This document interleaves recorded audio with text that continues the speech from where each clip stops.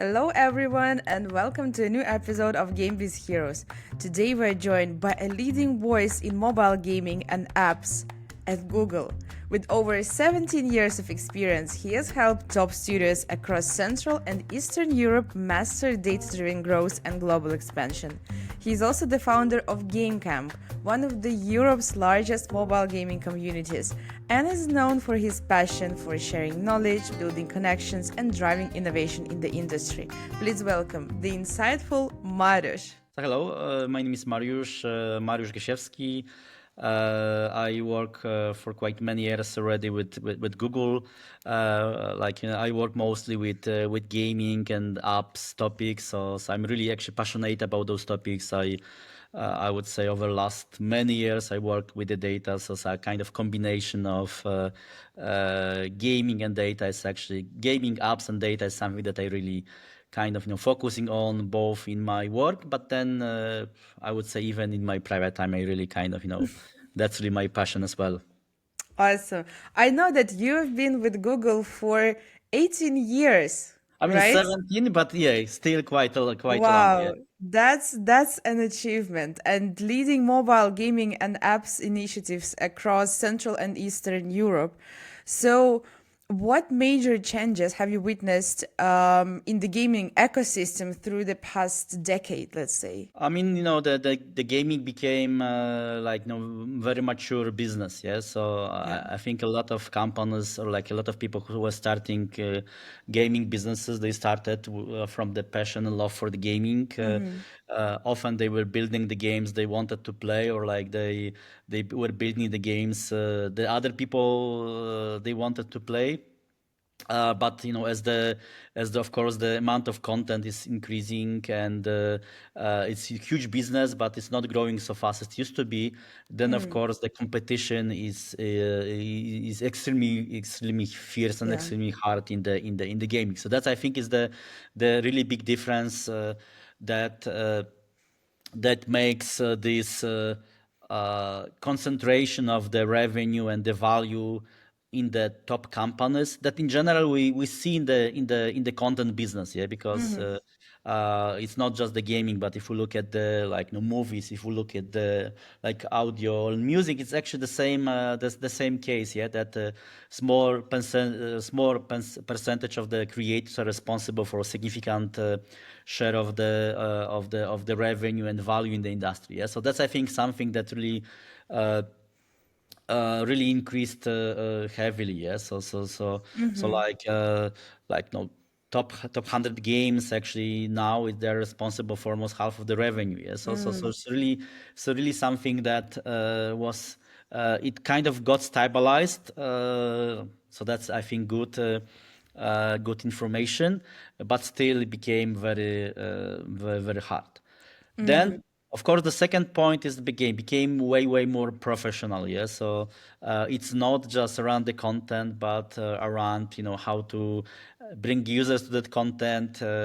What channels to choose, how to measure effectiveness of those channels. So from that approach, when you were just producing the content and were releasing, hoping for the best, it moved towards a very process driven approach where the more knowledge focus you have on specific parts of that process, the more likely you have to you are actually to succeed. Yeah, so that's, I would say, those are really main differences, but to some extent those changes are not only in gaming. They're actually, if you look at the whole apps, retail, fintech, it's actually getting very similar across the board with some different flavors, but in very similar pace, I would say.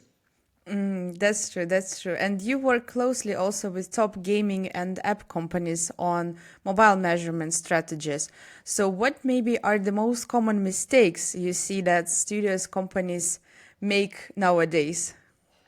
I would say it's very broad question, yeah. But Yeah. I think the probably the first one is like, garbage in, garbage out, yeah. So like the technology it's really progressing, and like the tools are getting more and more sophisticated, but still the same rules applies that if the data is bad, you could Yeah. have the best tool, like the best, like AI based algorithm, but still the outcome would not be good. Yeah, because again the quality of the data really is defining uh, the most of the value. And actually you could see that even very big, sophisticated companies, they have a lot of challenges around it. Yeah, because it used to be the case when you had just one source of the data. It could be your Google Analytics, it could be your Rafs layer, but now it's more and more common that you have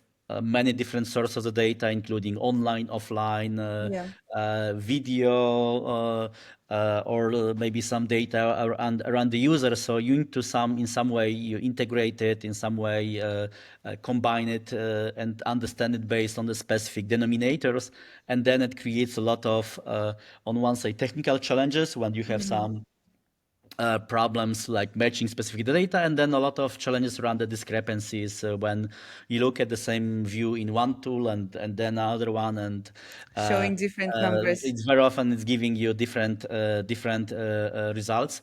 Then of course the big topic is actually the privacy. Yeah? So like that really is changing quite heavily the spectrum of all measurement like approaches, that not all stuff that is even possible from technical or like measurement perspective can be done or should be done, because we see that users are more and more worrying about the data, how you handle it, what you to take it. So which means that finally we see that from that word that we were using, or like marketers were using, full deterministic data, we get more and more towards that word when you use more like model data, when you have maybe some portion of the user that like share with the data, and then based on that, there's that group you are trying to estimate and model the rest of the data. Yeah, so I think this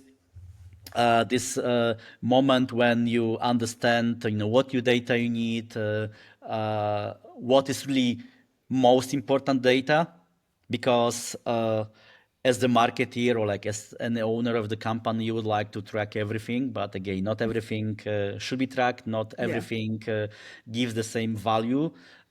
So then it brings, I would say, way more connection between business and data than it used to be in the past. Yes, yes, yes, agree. And I also know that you speak a lot about the importance of the community and collaboration in gaming. And also Game Camp, we should mention Game Camp, which you founded it's one of the, I think, largest mobile gaming communities in Europe, especially. So I'm curious, what inspired you to start it, and how it has contributed to the growth of the regional industry? Uh, Again, very broad question. But again, I think looking at that, I believe that gaming and in general creative industry, it's not a 9 to 5 type of work. Yeah, so it's Yeah. not something that you can say, okay, I'm starting the work and I'm finishing. It's like, if you have the people who really love what they are doing, they have the passion, they they see as their not just work job, stuff to be done, like Yeah. stuff to be done and then kind of forgotten at the end of the day, then the probability of that success is much higher. Yes, especially in the case when this competition is so high. So I think that's why I think it's really important for the gaming companies to really have people who really love that stuff, who really love to contribute, who really love to uh, exchange the knowledge and experience, get the feedback from other people, because again, the faster this feedback loop, the more likely you are able to succeed. Yes, so that's why actually I some time ago I started this initiative. Again, now I have much less time on it, but again the idea was that if I look at the market in Central Eastern Europe, and I was comparing that markets with other in the world, I saw often much lower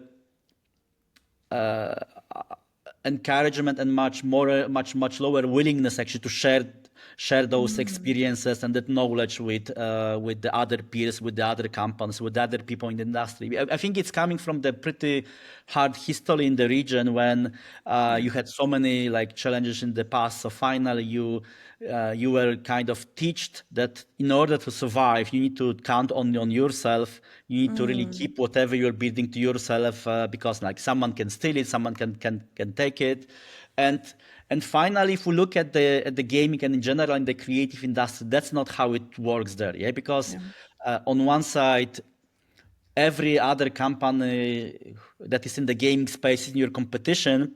But then on the other side, there are so many different types of the games, audiences that like almost every gaming company is different one. So like can find like different niche, different sets of audiences. So it's really about like how to get the learnings from one phase, one sphere, and move it to another one. And I think that's exactly was why actually I started some of those activities in the past to really share more this culture of exchange of the knowledge and experience, because again, at least in my belief, is that finally it's not only about how to get the bigger piece of the pie, but actually how to make the pie bigger, yeah. Because finally, from the Central Eastern Europe, even if you look at other companies as competition, the real competition is not like in Warsaw or in Riga or in Vilnius or like in Prague or like in Limassol. It's very often in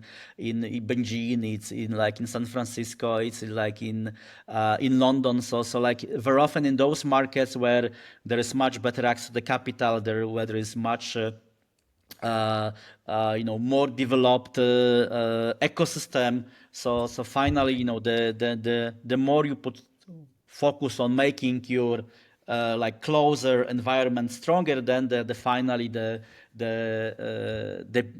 more value you can get. And I heard it actually quite like I saw it actually quite interesting, even in the way that many companies were very reluctant, to share any knowledge and experience with the other peers and with other people. And then, few weeks later, they were saying, it's very hard for us to hire any people because there are so few companies in the region who have the knowledge. But how the other people who are not that are not in the those top companies in the region, how they can get that knowledge, yeah.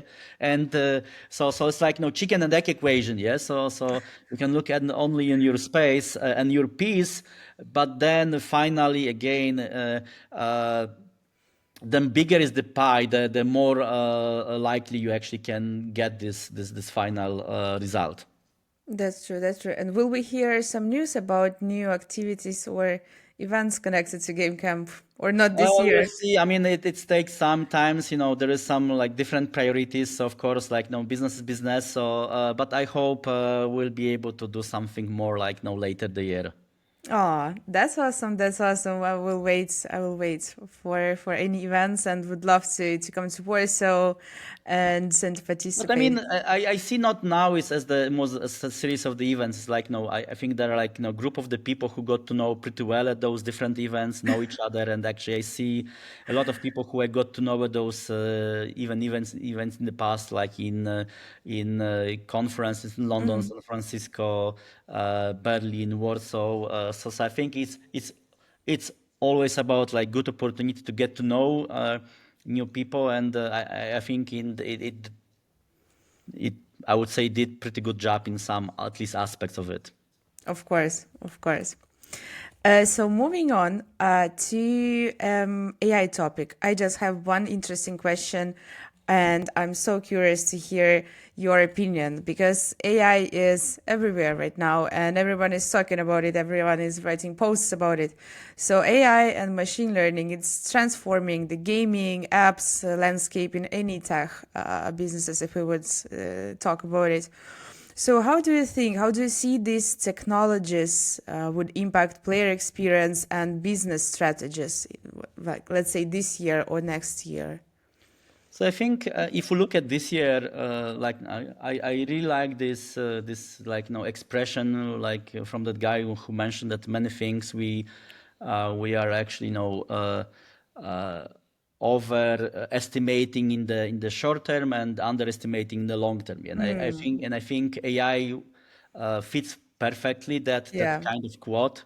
If you look at the what's happening now, even there was a few different researchers, like for example by Game Developers Conference, that actually was showing that quite significant number of developers are using AI, especially in kind of more basic topics like I think the topics like technical stability or like like finding for different bugs or like creatives, for example, were like one of those elements that were like expressed quite often that okay we are using AI for that already, but usually those were like the elements that are relatively easy to structure, relatively easy to describe. So it's more like around how to uh, do stuff some a little bit cheaper than it used to be. Uh, and you could hear like different guys saying with the tools like Cursor or like similar ones, I'm able to do apps like a few times faster than in the past. So I think those elements will stay with us and will become more and more prominent. Like Google just recently released some new solutions for like much faster app creation. So that's those topics I think will be more and more important. I think over time, if we look at there was quite interesting research some time ago, and the users were asked uh, what they're expecting from AI. Like I think the response that was I would I would say used most often was around like personalization, creation of new words, creation of new levels or like new elements that are Yeah. really making that game much more suitable for a specific person, specific group of the users. So I think that's something that is uh, kind of getting as the holy grail of the usage of the AI game. How to create that game that would be uh, like almost like that every user would have different game that Yeah. is really adjusted to his experiences and his knowledge and so on. So I think it will take still some time to do it. Of course, from the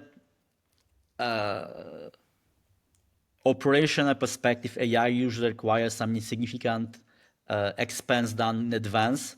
So I think that's the topic that is like no specific barrier. But again, on the other side, we have more and more solutions that are available as the SaaS or like just can be done by a very small group of very smart guys who do not need to hire like no many people as they used to be in the past. So I think that's exactly is the main uh, advantage and the challenge in the gaming industry. Yeah, that in the way that it will allow to create that content much faster, but not necessarily you will have way more users than in the past. Yeah. Yes, how to actually make sure that your game will be able to reach the right audience, and then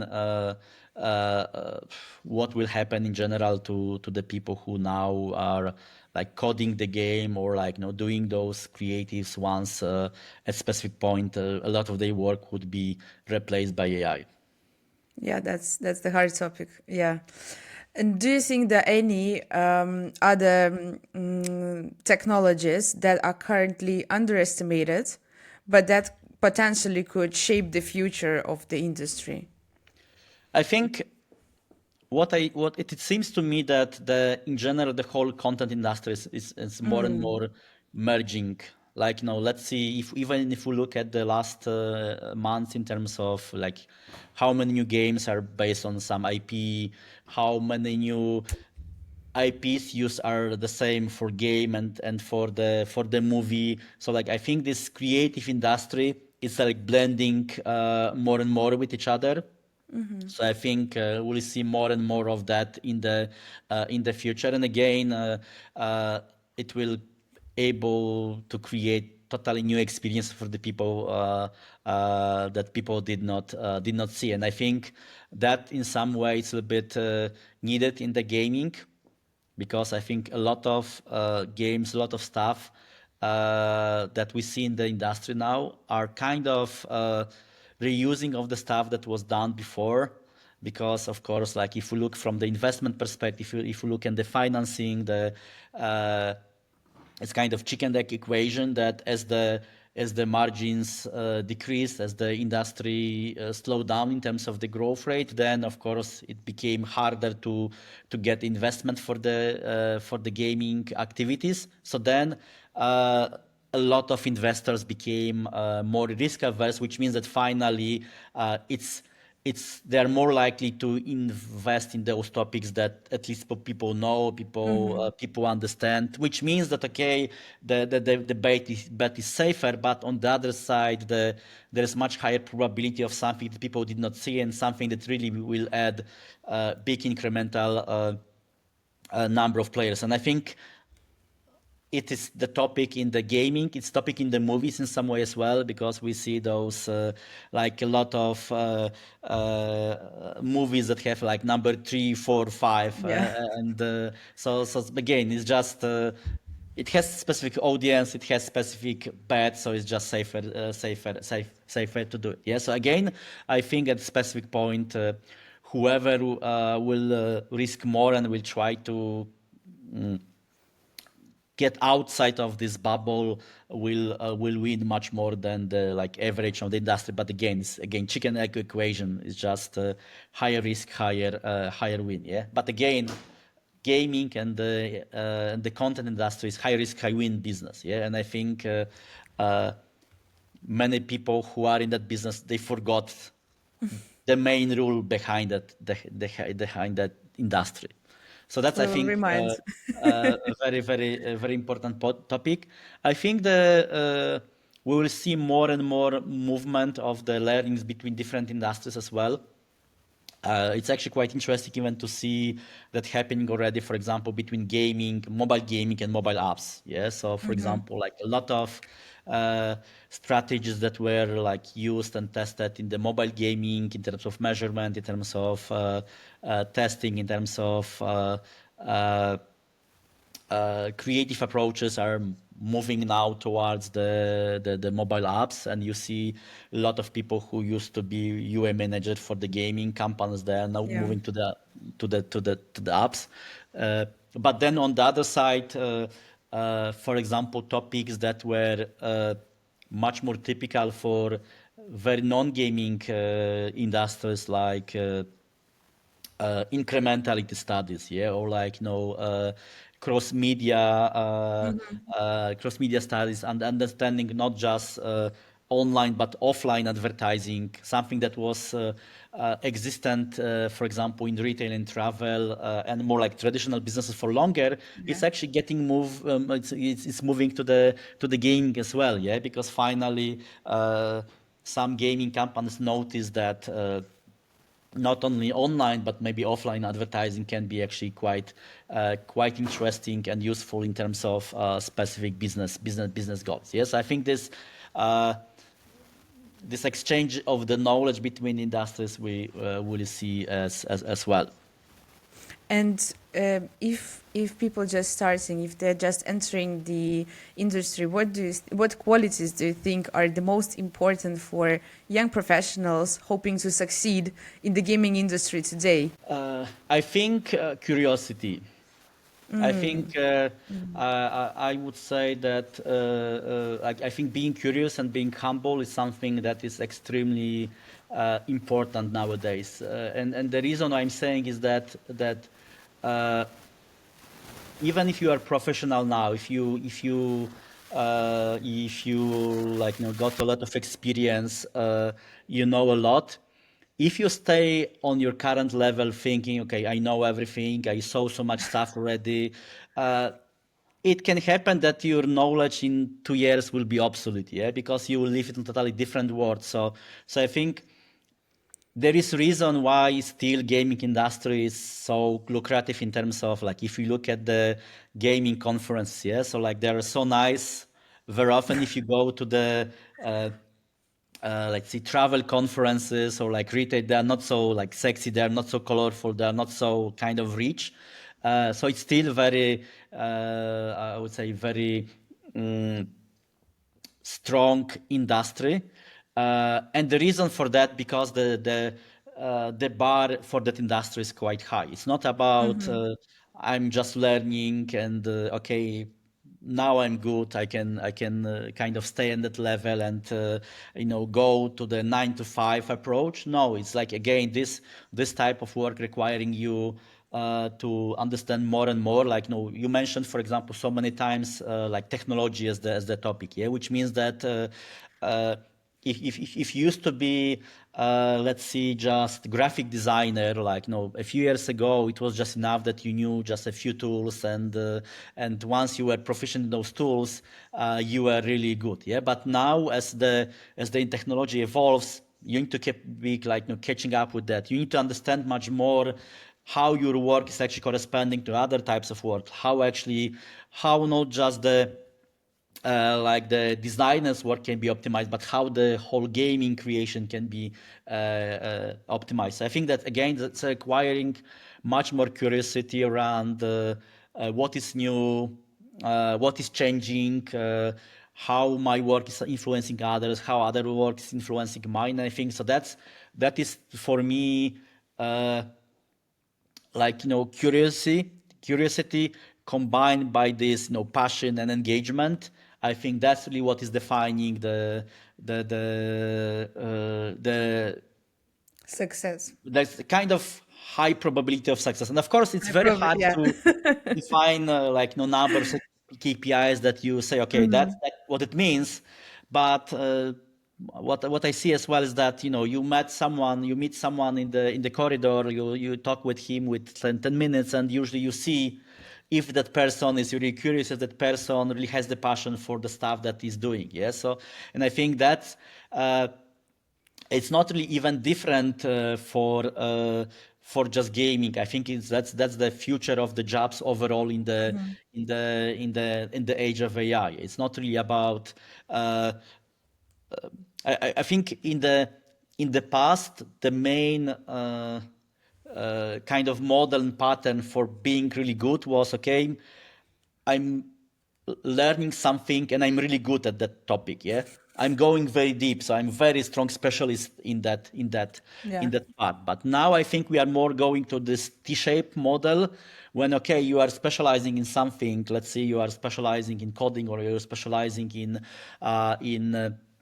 UA management, but the more you understand other layers of that business, like for example, okay, if I'm doing user acquisition, how the quality of the game or the app is influencing my activities, like how actually I can work with the data people in the company, Yeah. how I work with the designers in the company, so they can get value from my job, plus I can give them feedback to some of the elements in their job. Yes, I think this is actually something that is happening in the gaming, but I think it's happening more and more overall in the tech industry.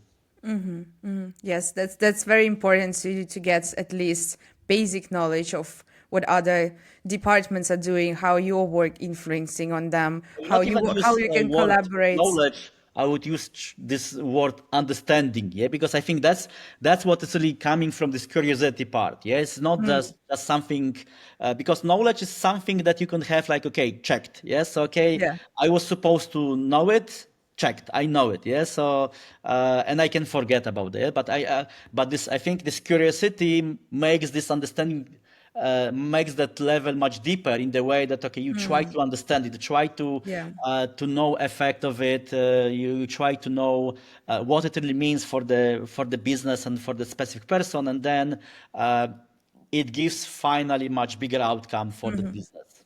That's true. That's true. Okay, Mariusz, now I have a couple of questions, which are Blitz questions. The answer should be short.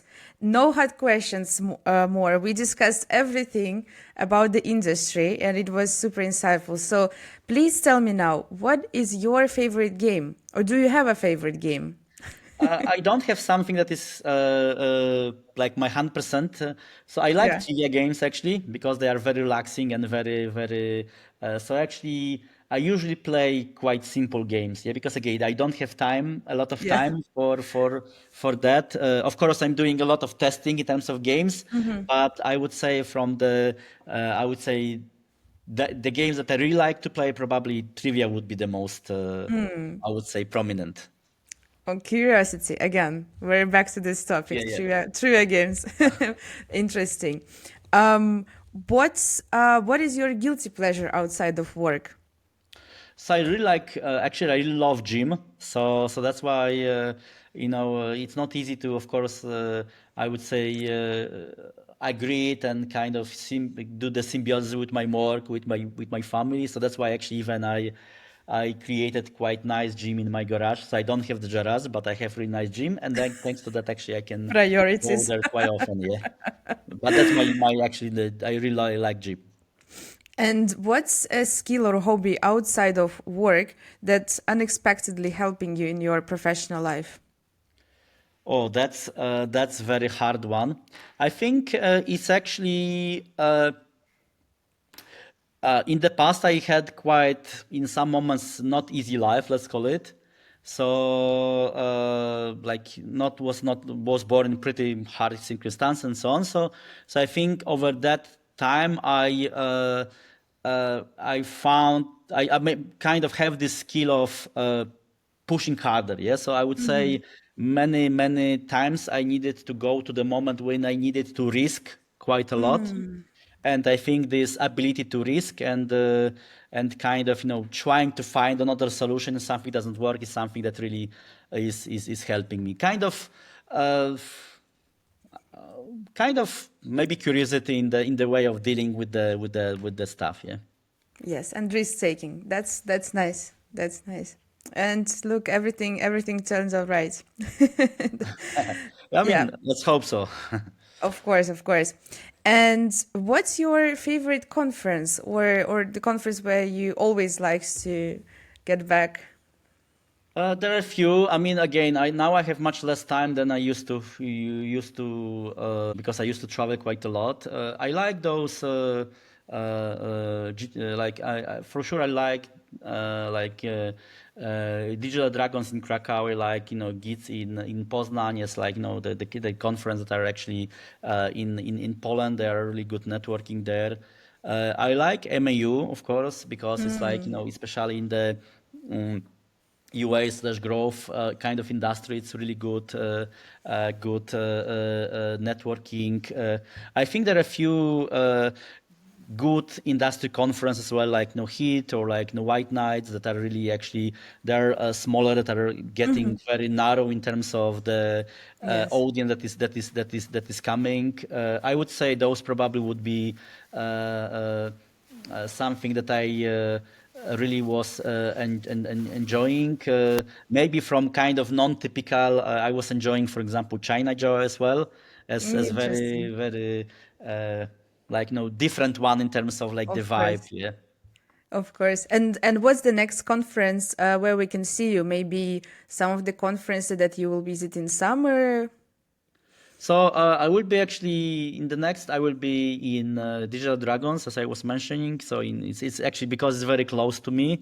Uh, Yeah. uh, I will be at the GDCY in GDCY Fest in Cyprus as well because Right. I really Yes, like you'll be Cyprus. speaking there. You'll be Yeah, yeah, yeah. speaking there. I will go there also. Yeah, Right. yes, I really like We that will conference see. as well. It's very nice, very nice, nice vibe. Yeah, so I would say, yeah, that's probably would be the closest because again now I need to. I mean I needed to a little bit decrease the time spent on those conferences, so I usually do not go more often than like once per month or something, but it's still quite a lot. Yeah.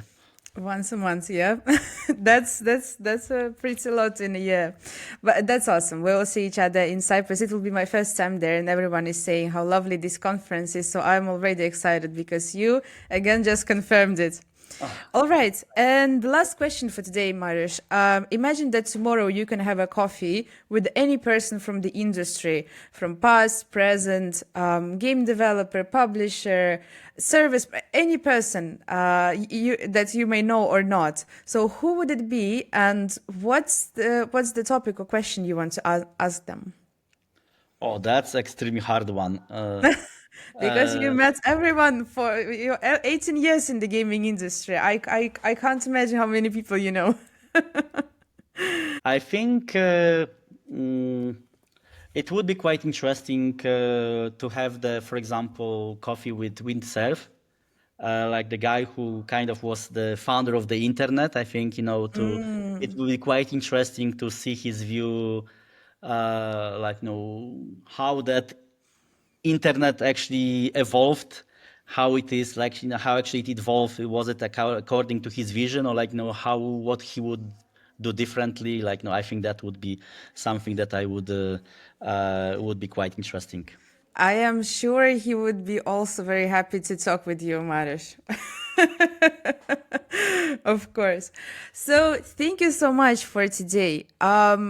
That was an inspiring chat. I always happy to hear your insights, your opinion on some topics. I can't wait to see you in Cyprus. I hope the weather will be nice, because in Lithuania and Poland the May is not really warm months yet. It's not bad actually. I think it's like I see actually the outside is really nice. Yeah. So I think let's make sure that actually it's both combined. It's good weather in both places. Of course, that would be lovely. So thank you so much again. Invitation. And yes, see you in Cyprus then. In Cyprus then. Thank Have a you, good day. Mariusz. Thank you. Bye bye. That's a wrap for today's episode of GameBiz Heroes. Make sure to subscribe, leave feedback, and share it with your friends. And of course, stay tuned for more inspiring stories and insider tips from the brightest minds in gaming. Thanks for watching, and I'll see you at the next episode.